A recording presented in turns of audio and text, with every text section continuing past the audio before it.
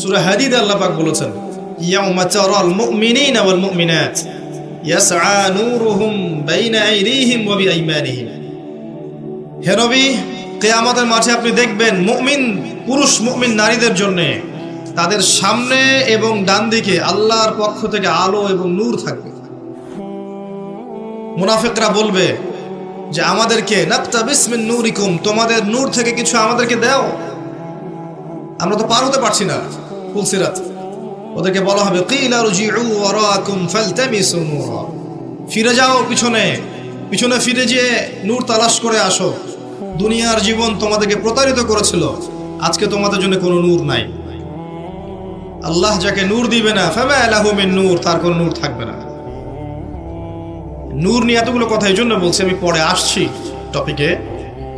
এই যুগে যদি আপনি চলতে চান, ফিতনাগুলো চিনে আল্লাহর পথে চলতে চান, এগুলো থেকে দূরে থাকতে চান, আল্লাহর আনুগত্য করতে চান, রাসূলের আনুগত্য করতে চান, পরিস্থিতি বুঝে এগোতে চান, আপনার বাহ্যিক চোখ যথেষ্ট না, আপনার নূর দরকার কলবের মধ্যে। বাহ্যিক চোখ দিয়ে আপনি সব বুঝতে পারবেন না। বাহ্যিক চোখ দিয়ে আপনি দেখবেন বিশ্ব এগিয়ে যাচ্ছে, আর আল্লাহর নূর দিয়ে দেখলে আপনি বুঝতে পারবেন বিশ্ব এগিয়ে যাচ্ছে ঠিকই, তবে এটা তার ধ্বংসের দিকে এগিয়ে যাচ্ছে। দৃষ্টিভঙ্গির বিশাল পার্থক্য দেখবেন আপনি। তো এই যে সময়টা আল্লাহ দিয়েছেন, এই সময়টুকুতে যদি আমরা তাওহীদে থাকি, সুন্নতে থাকি, দিন পরিপূর্ণরূপে পালন করি, কবরের 3টা প্রশ্নের উত্তর দিতে পারবেন ইনশাআল্লাহ। এরপরে আপনাকে রাখা হবে ইল্লিনে, যেখানে আপনি জান্নাতের নিয়ামত ভোগ করবেন। আল্লাহর পরে যারা শহীদ, তাদের ব্যাপারে এসেছে তোমরা আল্লাহর পথের শহীদদেরকে নিহত বলো না, মৃত বলো না। তাদেরকে আল্লাহর পক্ষ থেকে রিজিক প্রদান করা হয়। জাফর ইবনে আবি তালিব রাদিয়াল্লাহু আনহু, যিনি মুতার যুদ্ধে শহীদ হয়েছিলেন, তার 2টা হাত কেটে গিয়েছিল। নবী সাল্লাল্লাহু আলাইহি ওয়াসাল্লাম কান্নাকাটি করেছিলেন তার ইন্তেকালের সংবাদ শুনে, কিন্তু একটু পরে মুচকি হেসেছেন। তাকে জিজ্ঞেস করা হলো, কি জন্য আপনি হাসলেন ইয়া রাসূলুল্লাহ? তিনি বললেন, আমি দেখলাম যে জাফর রাদিয়াল্লাহু আনহুকে আল্লাহ এই কাটা 2 হাতের বিনিময়ে জান্নাতে 2টা সবুজ পাখা দিয়েছে। এটা দিয়ে সে জান্নাতে ঘুরে বেড়াচ্ছে এবং ফল খাচ্ছে। তার মানে ইল্লিনে আপনি আপনার কর্মফল ভোগ করবেন, আপনার আত্মা ভালো ফল ভোগ করবে।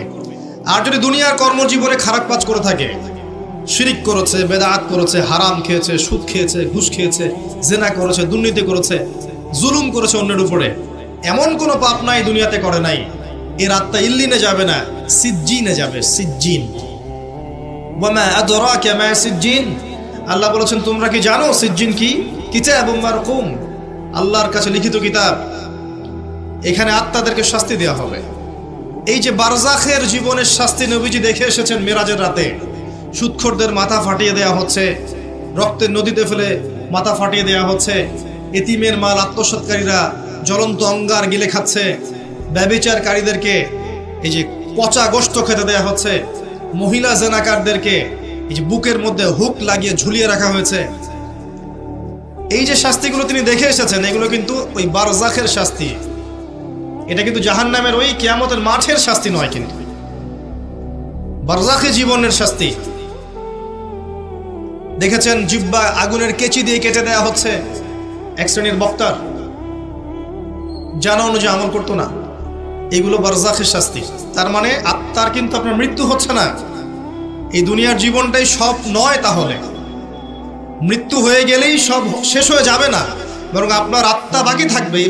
আত্মা হয় ইল্লিনে যাবে, না হলে সিজ্জিন। নিষ্কৃতি নাই কোনো, আমাদের কোনো নিষ্কৃতি নাই।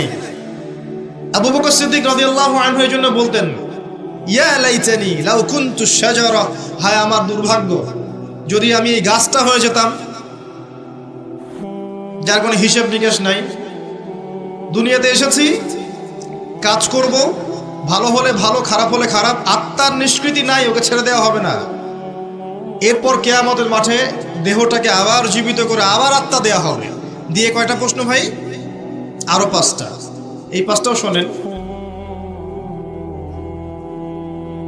1 নাম্বার, তোমার সারাটা জীবন কোন কাজে ব্যয় করেছো? নাম্বার 1। নবীজি বলেছেন, এই 5টার উত্তর না দেয়া পর্যন্ত কোনো আদম সন্তান এক স্টেপ সামনে যেতে পারবে না, এক স্টেপ পিছনেও আসতে পারবে না, স্টিল দাঁড়িয়ে থাকতে হবে। খালি পায়ে নগ্ন শরীরে, গায়ে কাপড় থাকবে না, খালি পা নগ্ন শরীর। রোদের উত্তাপ তো বুঝতে পারছেন, মানুষের ঘাম টাকনু, হাঁটু, বুক, গলা পর্যন্ত পৌঁছাবে। দাঁড়িয়ে আছে। 5টা প্রশ্ন, তোমার সারা জীবন কোন কাজে ব্যয় করেছো বলো, না হলে এক স্টেপ আগাতে পারবে না, বলো। 2 নাম্বার প্রশ্ন, স্পেশালি তোমার যৌবন, যুবকদেরকে বলছি, স্পেশালি তোমার যৌবন কোন কাজে ব্যয় করেছো বলো, আগাতে দেওয়া হবে না, না হলে। বার্ধক্যে অনেকেরই মৌতের ফিকির আসে, সারা জীবন সুদ খেয়ে শেষ বয়সে চিল্লা দিয়ে এসেছে, এমন লোক আছে। সারা জীবন ঘুষ খাইছে, দুর্নীতি করছে, মদ খাইছে, জেনা করছে, জুয়া খেলছে, শেষ বয়সে হজ করে আলহাজ হয়ে গেছে, এমন লোকের অভাব নাই। যৌবনকাল ভাইটাল টাইম, এই সময়টাতে সবাই হেদায়েতের পথে চলতে চায় না। রক্ত গরম থাকে, উচ্চাভিলাষ থাকে, পলিটিক্যাল পাওয়ার অ্যাচিভ করতে হবে, অথবা একটা ভালো নারী চাই, অথবা আমি বিভিন্ন মেয়েদের সাথে অ্যাফেয়ার করব আর ভোগ করব, অথবা পর্নোগ্রাফিতে আসক্ত হয়, অথবা মাদকাসক্ত হয়, খেলাধুলা করে সময় নষ্ট করছে, অথবা দেখবেন ব্যাংক ব্যালেন্স টাকা পয়সার পিছনে ছুটছে। মানে ওর যত ছোটাছুটি দেখবেন specially যৌবনকালে, specially যৌবনকালে।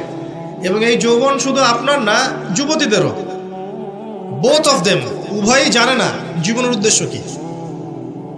On the other hand মেয়েকে দেখবেন সারাদিন মেকআপ, পার্লার, এই ফ্যাশন, ওই ফ্যাশন, এই ড্রেস, ওই ড্রেস, টিকটক, ফেসবুক, ইউটিউবিং, এগুলোতে ব্যস্ত আছে। বসে বসে নিজেই হাসছে, নিজেই ছবি তুলছে, নিজে নিজে হাসছে একা একা, মানে হাসির কোনো কারণ নাই, এমনি একা বসে আছে, এটা হাসলো, ছবি তুলল।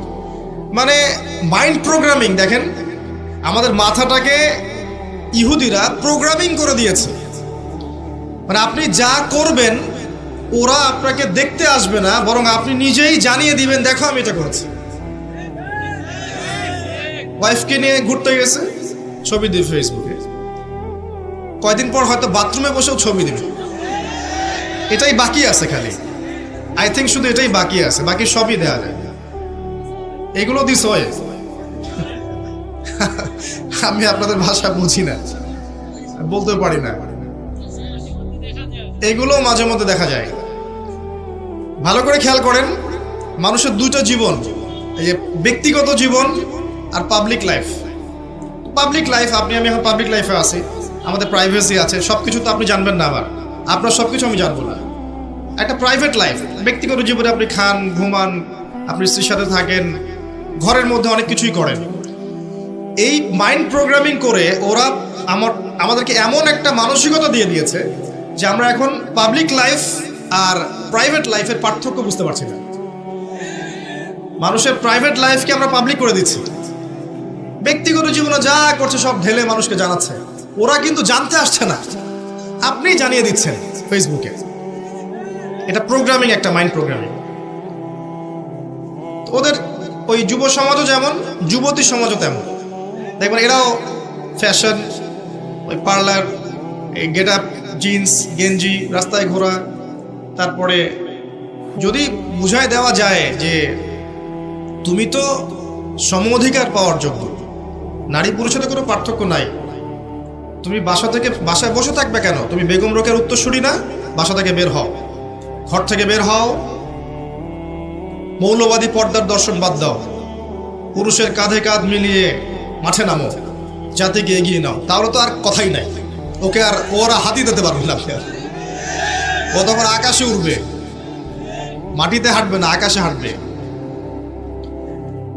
দাজ্জাল, আমি বলেছি দাজ্জাল, ফেমিনিস্ট রেভলিউশন, এই যে feminist revolution is created by মাসিহুদ দাজ্জাল। দাজ্জালের যারা ফলোয়ার